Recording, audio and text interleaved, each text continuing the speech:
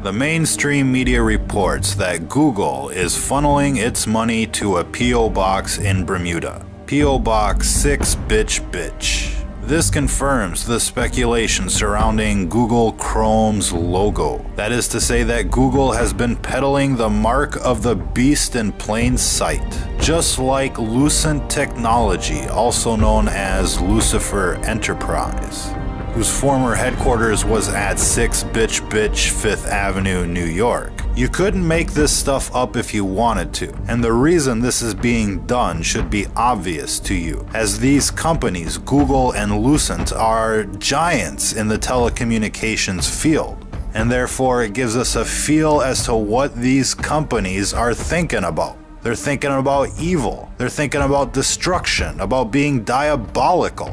Google insiders will tell you as much. If you listen to what they're saying, they're talking about post-human society. That's right, you heard that correctly. Post-human. After human. When man merges with machine. When man will be no more. That is their endgame, to wipe out humanity. Where resistance is futile. That kind of thing. That's what they're thinking about. That's what they want to bring into the world. And that brings us back to what we were talking about yesterday. The weaponization of cell phone towers. To recap that discussion, a cell phone tower is a giant microwave oven on a stick. Cell phone towers use a magnetron or an oscillator like a microwave oven to make microwaves. That's how they communicate. Radars use the very same technology. That part that's beaming into the dish is a magnetron, just like a microwave oven and just like a cell phone tower. Now let's do a quick comparison to put things into perspective so that you can appreciate, so that you can wrap your mind around what we're trying to tell you here.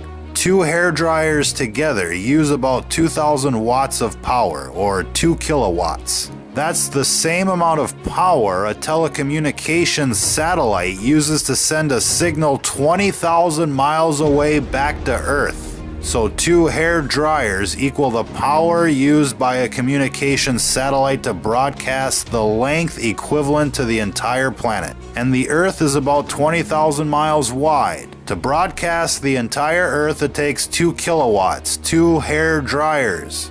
Now a microwave oven uses 1,000 watts or 1 kilowatt. Here's the damage 1 kilowatt can be done by somebody when they take a magnetron out of a microwave and turn it into a ray gun. This is just a small example of a low-tech weapon running on 1,000 watts. Then you have these things here, these huge towers of death. Now each row in this tower, an array, or a set of dishes or rectennas or whatever you want to call them, is connected to a cable with a maximum power output of 300,000 watts, or 300 kilowatts. That's 300 microwave ovens. We based that conservative estimate based on the gauge of the cabling that's running up to one of these arrays. They're estimated at 300,000 watts per cable. Those aren't fiber optic cables running up to those arrays. It's a thick copper gauge transmission line quality cable running up those towers. Now, if there's 10 cables, that's like 3 megawatts of power. And these cables are out there to output power to the magnetron, not for data transfer. That's an important point. These cell phone towers are weaponized. There's no other reason to have this much power running up the cables. It isn't for data transfer. Now, FCC regulations limit normal transmission per array to about 400 watts.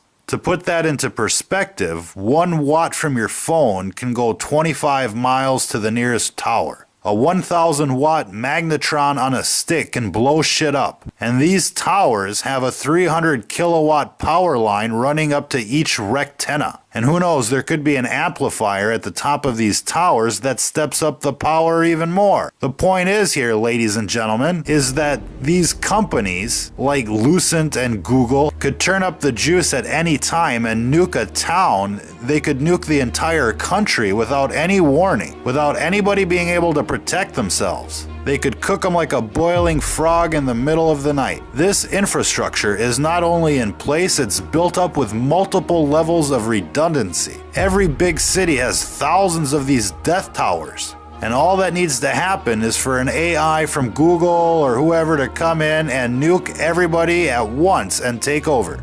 Who out there remembers that movie Terminator? Well, Google doesn't have to send a Terminator to every door or launch a nuclear strike. It can just turn on these cell phone towers to maximum and cook everybody within the city limits within an hour.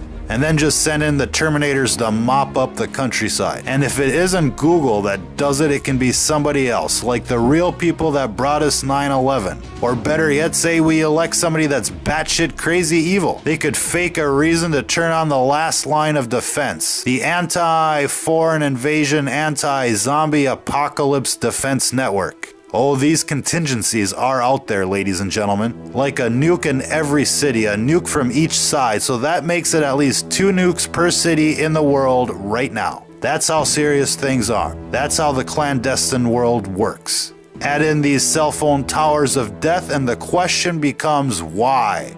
And the answer is because when they're ready, they'll end it all and move on to reconstruction of the post-human age. Our only possible defense is to stop them now, to stop them from getting what they want, which is the technology that lets them go post-human. They need a super AI, a drone army, a clone army, an army of Terminators, and a fully automated workforce. And the technology that lets them upload into the Borg hive mind and become an avatar forever. A virtual reality matrix where they can live their lives happily ever after. That's what they need, and as soon as they get it, they'll proceed with the extermination of those that will not comply. We've already seen the FEMA coffins everywhere, and so we know those who will not comply will be terminated. And the end game is clear. They want to go post-human. This scenario isn't 200 years away. It's right around the decade.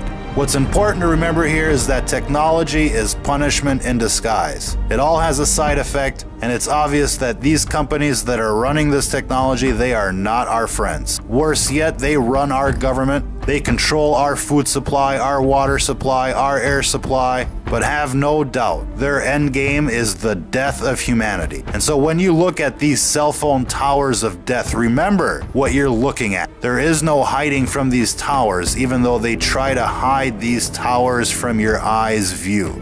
Because they do not want you to see how outnumbered and how outplayed and how ready for the slaughter you actually are.